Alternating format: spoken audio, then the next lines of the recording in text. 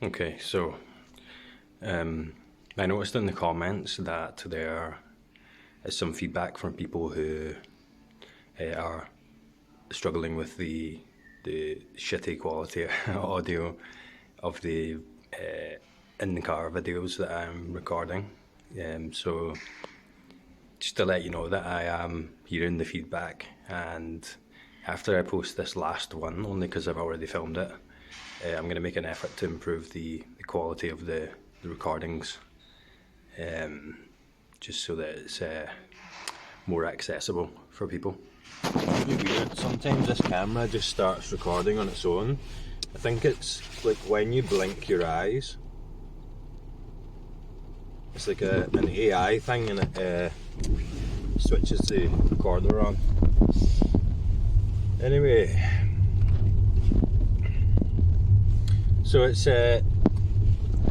really good to see in the comments, with every comment, just more and more clarity, more and more awakeness, let's say.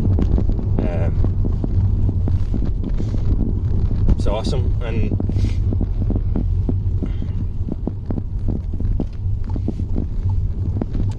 it really is so simple. And what makes it seem not simple is made up. It's so weird that way. And you know what's funny, right? This popped into my head. So there was a woman in my I was at college as an adult learner a while ago,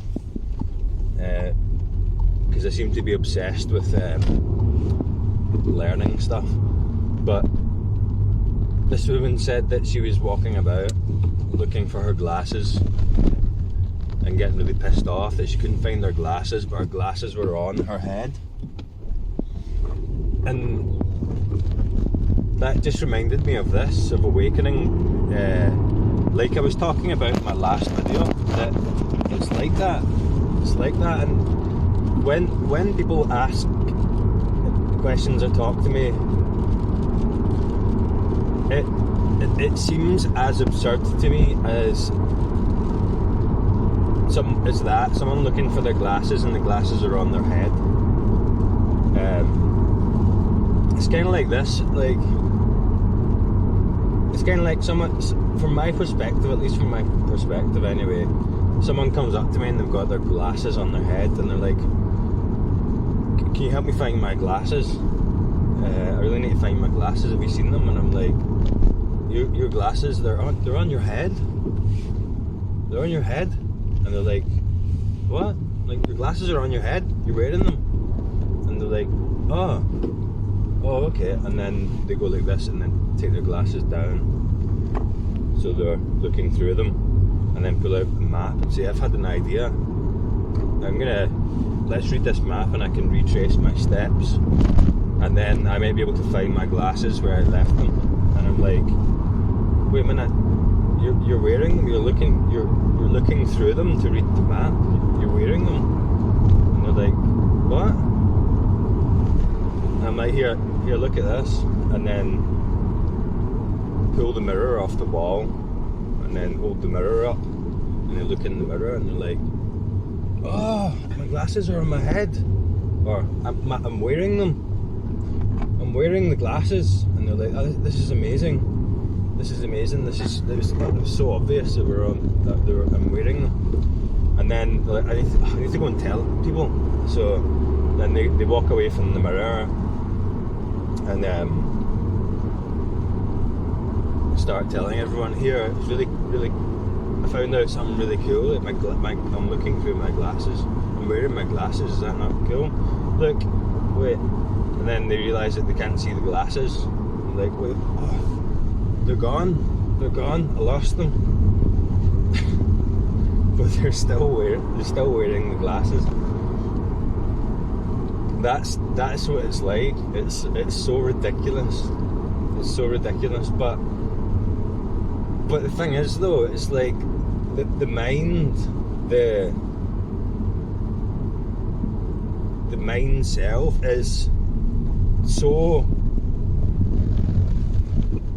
amazing, it's so powerful, it's so intoxicating that it can just make you believe that. It can make you believe that. It can make that seem real.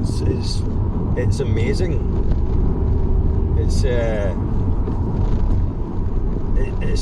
a dumb, like, it seems dumb, right? But how cunning and how intelligent, how smart the mind is to be able to convince you of something like that repeatedly, even when you see the truth. Let's call it a truth. Even when you see the glasses, you're wearing them, it will then go on to convince you again that you need to find them. That's what it's like. It's so weird. But then, so someone was asking me about, so the videos that I, put the heating up here, the videos I post about the non-dual recognition. So this is when it gets confusing. So it's already confusing because I'm talking in the sense that I had an awakening. In my earlier videos, I was confused a bit. There was still identification there with awakening. There was still identification with the experience there. I was confused. I was describing an experience. There was delusion there. Things have clarified since.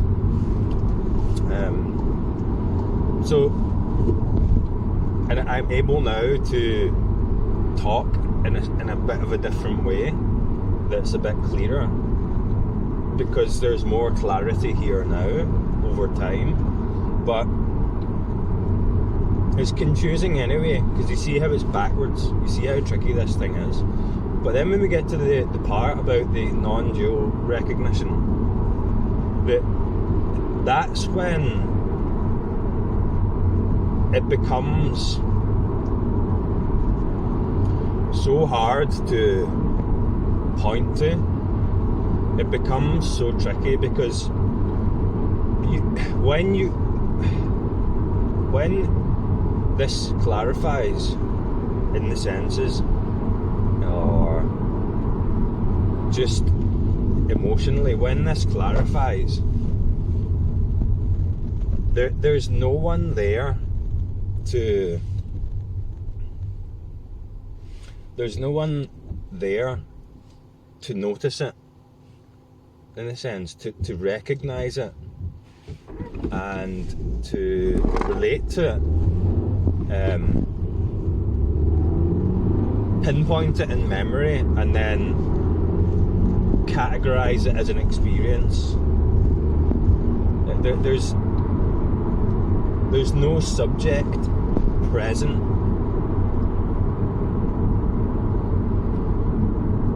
to, there's no subject present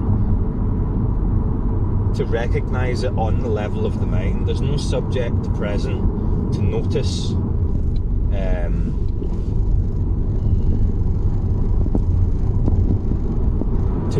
that experience, to relate to that experience, to memorize that experience,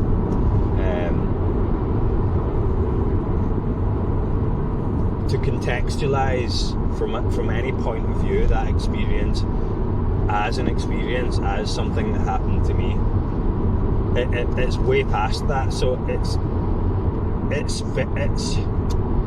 it's almost like a different kind of knowledge, a different kind of recognition. It's the same thing, but the initial awakening recognition is reframed easily by the mind, is reframed easily by the person. That's why there's this back and forth thing. After the non-dual recognition, that function of back and forth, the basic function behind that, is pretty much seen through. So it loses a huge amount of its power. The presence,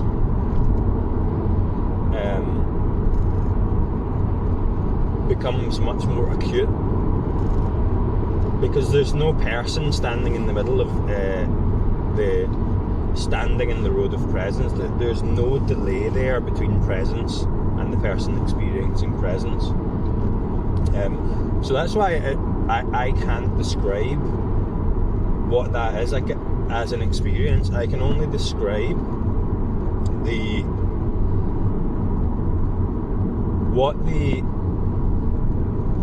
mind's version of that is, what the obstructions are, let's say, what the thought structures are that are there, that are making it look like something other than that which I can't describe. See, it gets really, really hard to describe and paradoxical. And at this point, it doesn't really matter anyway, because at this point, it's almost taking care of itself. That curiosity, that curiosity that drives the seeker, that is not based on desperation, it's more of an inspired energy, is taking care of itself. With that initial big recognition, a lot of the energy that drives the seeker in a kind of neurotic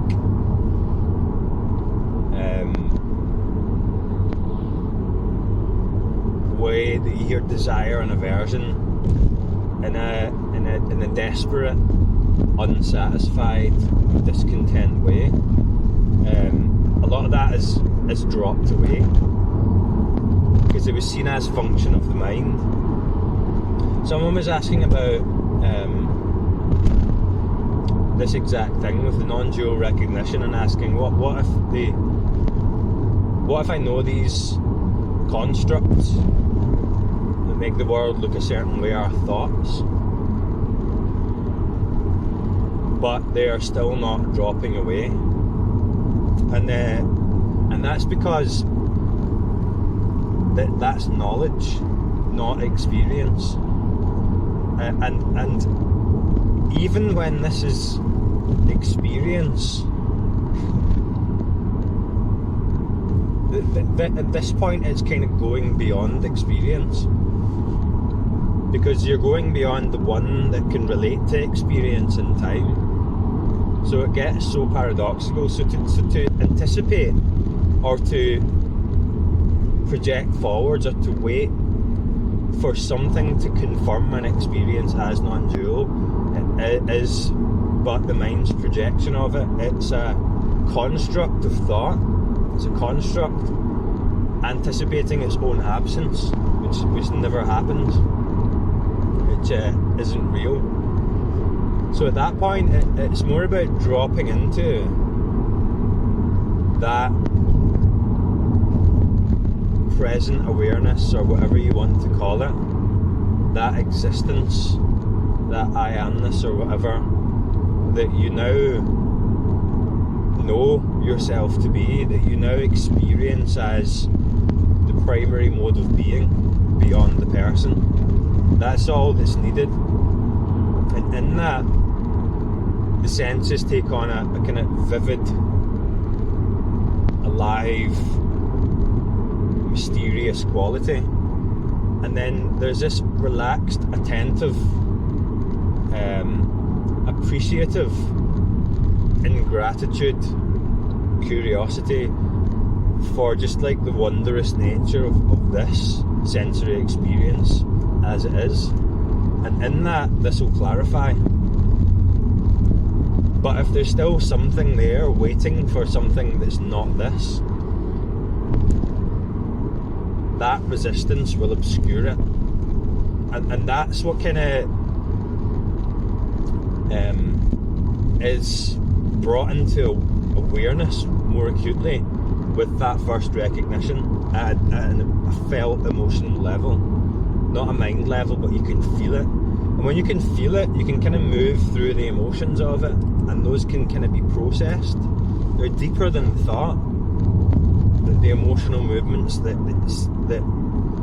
cause us to kind of cause the thoughts to spring up to try and control that feeling. But when you see through the thoughts, when you see through the thinker, and then there's just the feeling, once you move through that feeling, when the feeling comes up, just go into it as fully as you can, as just pure present knowing awareness, without a context. It moves, it expresses, and every time that happens, a bit more clarity comes, especially in the senses. That's at least what happened for me. And then everything becomes very interesting, very mysterious, fascinating, and there's a kind of gratitude and amazement there, that when there's waiting for something to change, something to happen that's not this, there's a discontentment and a subtle suggestion that this experience right now isn't the correct experience. I'm waiting for something else, that this that I am experiencing right now is not enlightenment when it is. Everything's enlightenment. That there really isn't such a thing as enlightenment. That's why I never really use enlightenment that much, because enlightenment's a relative term used to describe the properties of an individual, or used to describe difference of experience. It's just not like that. Everything is enlightenment. Everything is awakeness. Underneath whoever asked that comment, sorry, I forgot the name. Can't check because I'm driving. But what you're feeling there. So if you've had this initial recognition, right, and you're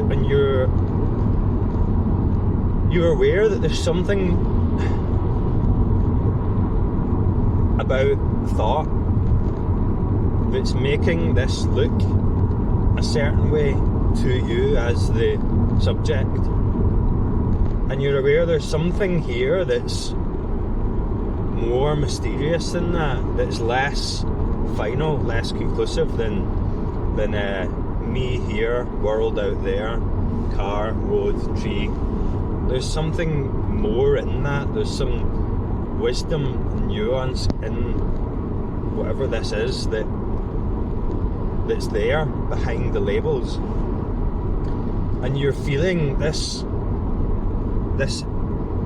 feeling of wanting something to drop away, wanting something to change. If you're in touch with the feeling of that, just go into the feeling, just go into that discontentment, that dissatisfaction, that subtle suggesting that this experience is not the right experience. So that's a subtle resistance to this moment. That's a subtle resistance to what your experience is right now. And your experience, it can't be anything other than perfect. And it's all there, it's all right here. It doesn't come in the future. It doesn't come when this changes.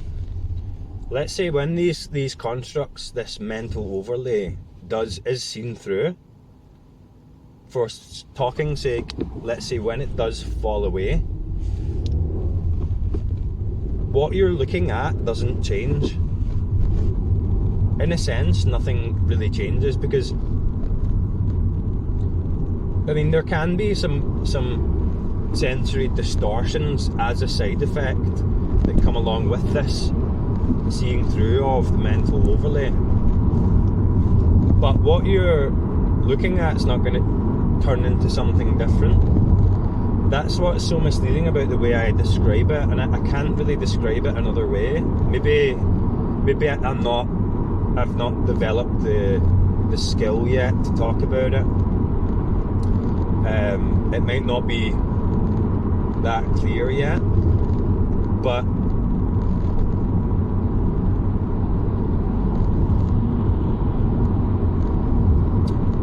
when I talk about no subject, no object, in the visual sense, infinite, the mind will see what the mind does with that. See if there's a mind's idea, your idea of what I'm talking about, what it's going to be like when you realise that, when you see that. See if you're looking for that in your experience. If that's the case, just drop that, because it's not going to be like what you think it's going to be like.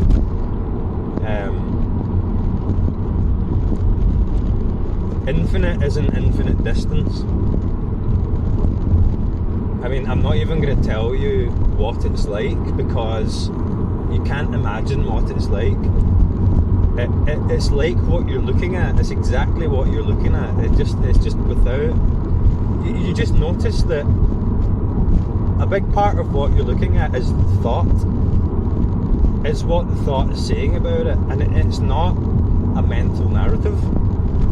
It's augmented onto visual experience or sound or sensory experience to compartmentalize objects in a world out there that are solid, that have their own inherent reality, and compartmentalize you as a body and a mind in here, in this world, looking at it. In the senses, none of that's actually there. It's never there. But the thoughts, the mental overlay, the construct, makes it look like it is there. Because the imagination is such a powerful thing. But when that's seen through, it can't fully drop. It can fully drop away, but it can't lastingly disappear, because then you wouldn't be functional in the relative world. It's always going to be there.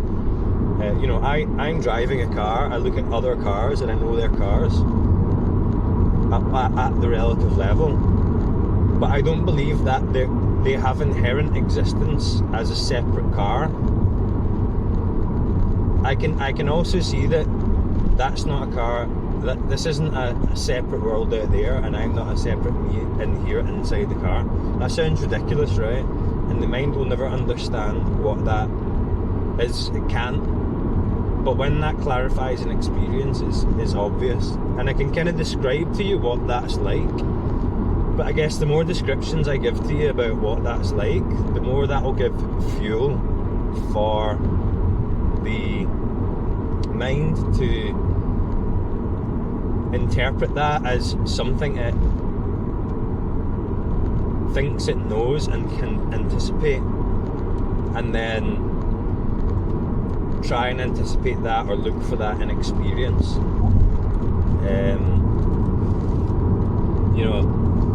It doesn't know that it's not going to be there when this is recognised.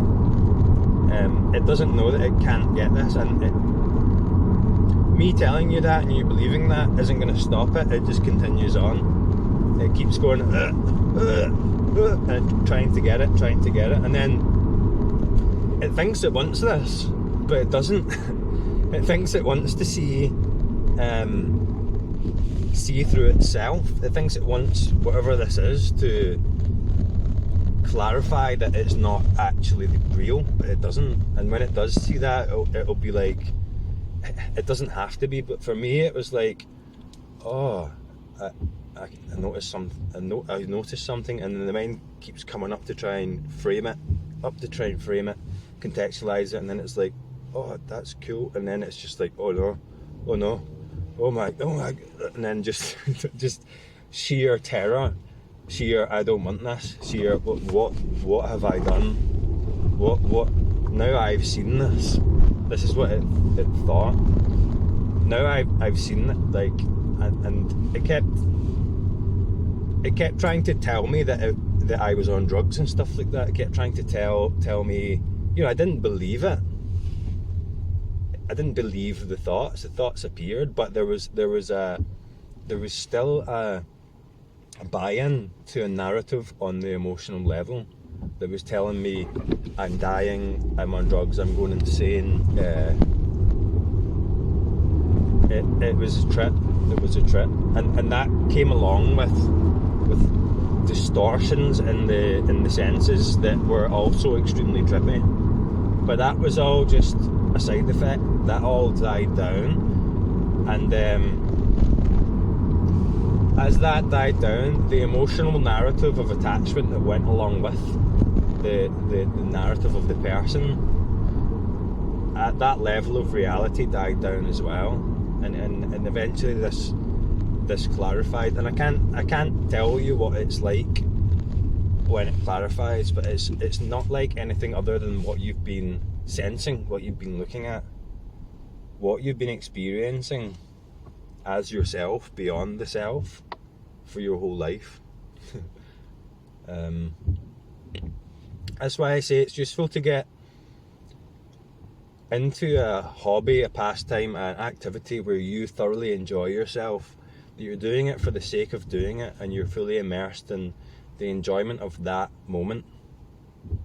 And if there's any part of you that's doing meditation or inquiry with a sense of desperation and dissatisfaction, rather than playful curiosity and appreciation and immersion and enjoyment, then the difference between those two energies is a big difference.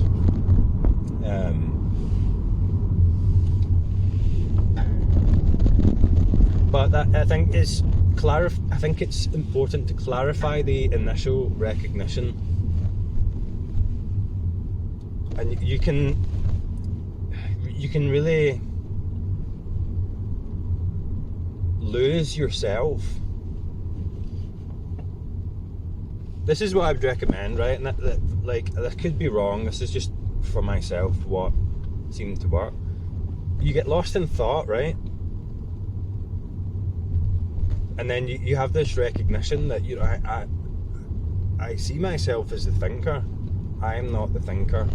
It might not go like this, it might be different, but whatever that recognition is, there's an expanding to that, a getting in touch with something infinite, something that you are, that is beyond this little person, this little thinker.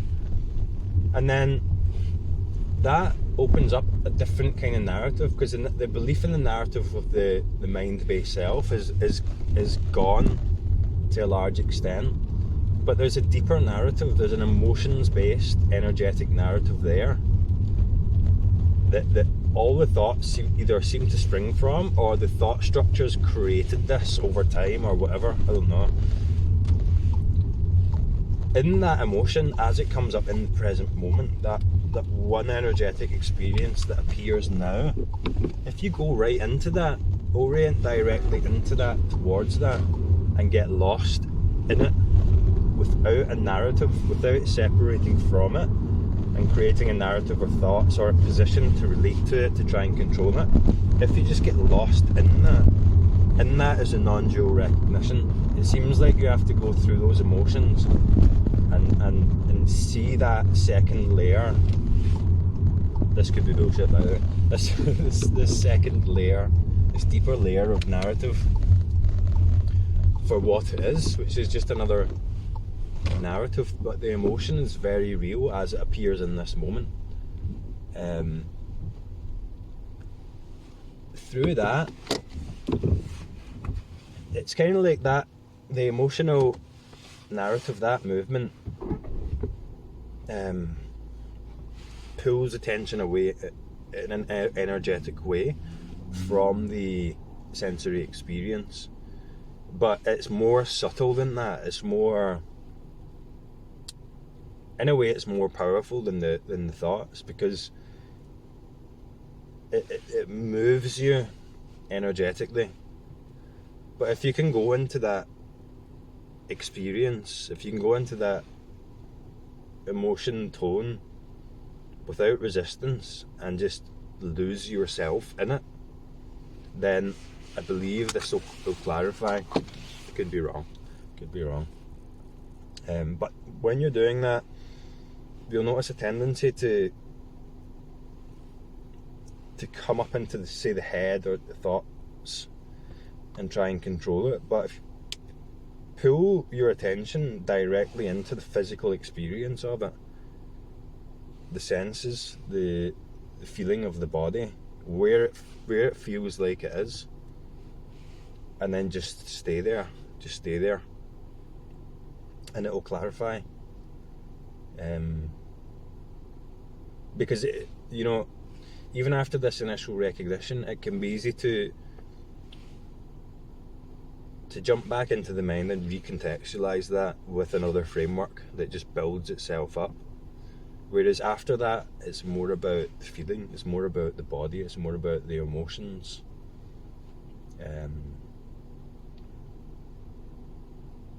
It's more about what energetic movement is pulling your attention away from this physical experience, this sensory experience, and into a story about it.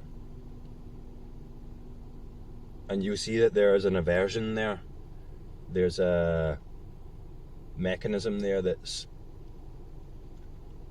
diverting attention away from this, because the part of you is scared of the self is scared of this mystery. This mystery is terrifying to the self, the mystery of this physical, immediate sensory experience. So it jumps into the head. If you can just immerse attention in that, then it'll clarify, I think.